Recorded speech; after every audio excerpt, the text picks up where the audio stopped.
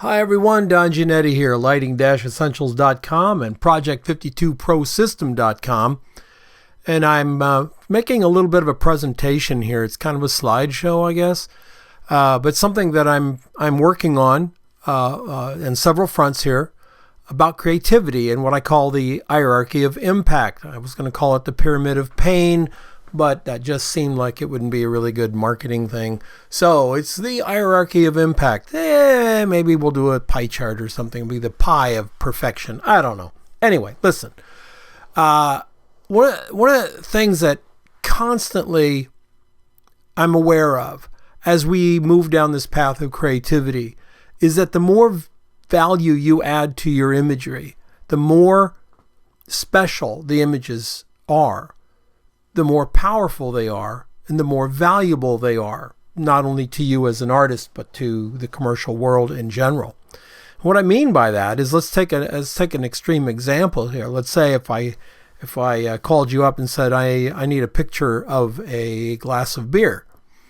Well, the lowest hanging fruit is you could pour a glass of Budweiser, take it out on the porch and shoot it with your iPhone. That's of no value. Not to you, not to me, not to anybody. It's of no value. It's just crap.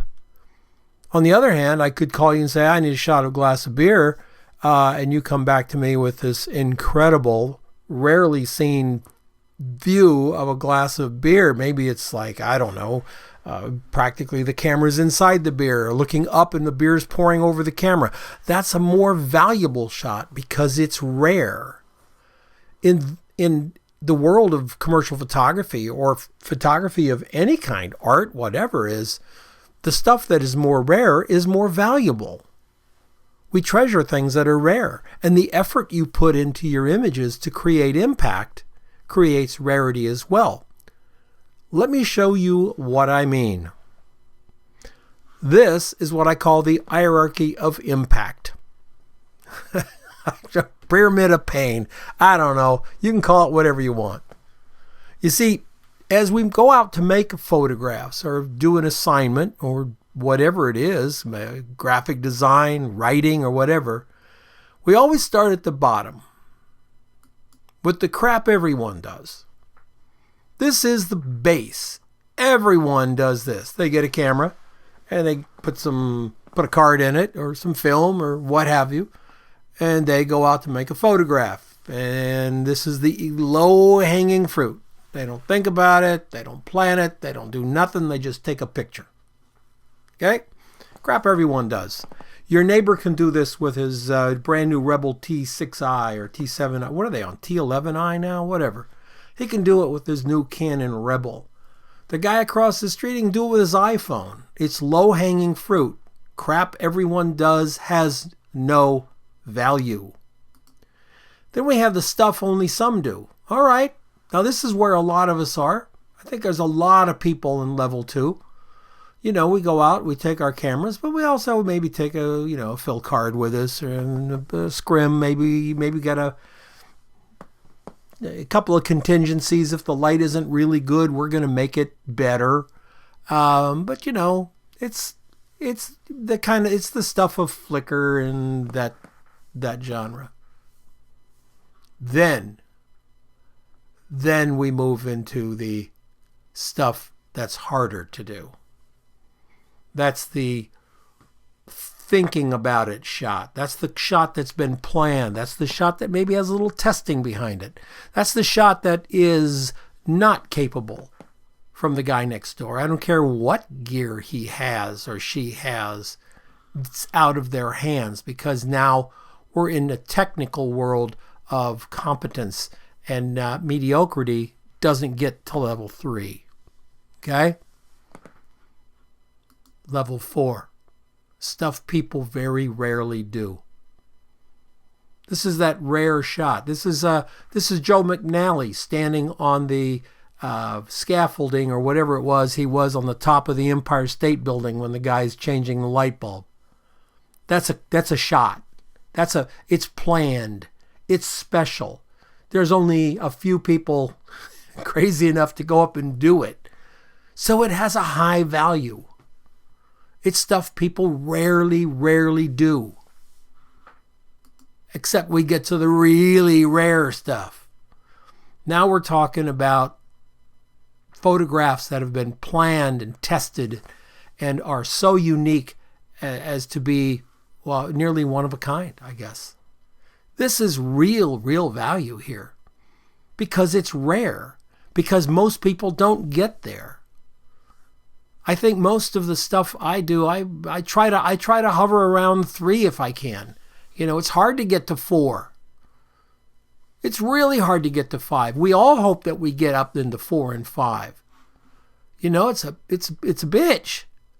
Then we have the OMG level. These are rare photographs. These are the photographs that you have put everything into. Can you as a photographer do this? Yes, absolutely. Can an amateur photographer reach OMG? Absolutely. And it's a really special shot. They're going to do really well with that shot. It's going to be something that people want to look at. So my thought is, oh, and by the way, that last one up there, that little golden triangle, that's your shot. That's you. That's everything below it, plus a little bit of you. Your blood, your sweat, your tears, your heart, your gut. Everything that made you is into that last picture. And we've seen those pictures. These pictures are out there. These pictures are in people's portfolios right now. Look at your portfolio. I look at my portfolio and think, oh my God. I mean, unfortunately, I may have a little too many of crap everyone does level. I got to get rid of those. Quantity over quality. We all get there. So make the shots that you make understanding that the value of it may be worth getting down on your hands and knees for, or climbing on a ladder, or getting up on top of that truck over there, or maybe changing lenses when you really didn't want to. Maybe it means you hike all the way down to the coast to get a shot and you bring the gear you need. I once had a student who had an absolutely stunning photograph. Just stunning photograph. Taken to level 1 because it could have been a level 4. But he said, yeah, it's the end of the day and I didn't feel like carrying my lights down the trail. Okay, so what you got was a level 1. You could have gotten a level 3 or 4. It was that kind of shot. And he was technically able to pull it off, but he was too lazy to do it. See, lazy doesn't get up to 3. Lazy will get you from 1, maybe a little bit into 2. But if you're really experienced and skilled, lazy will keep you from going to 3 when you obviously could go to 3. And most of you could go to 4. All of us can go to 4 if we work really hard at it. Let's take another look at this pyramid of pain, hierarchy of impact by looking at from the side. Everybody does this, so you can stretch this all the way across. Everybody does all this stuff here. And the people that some, that's just about half of what this one is here, a little more than half, get up there.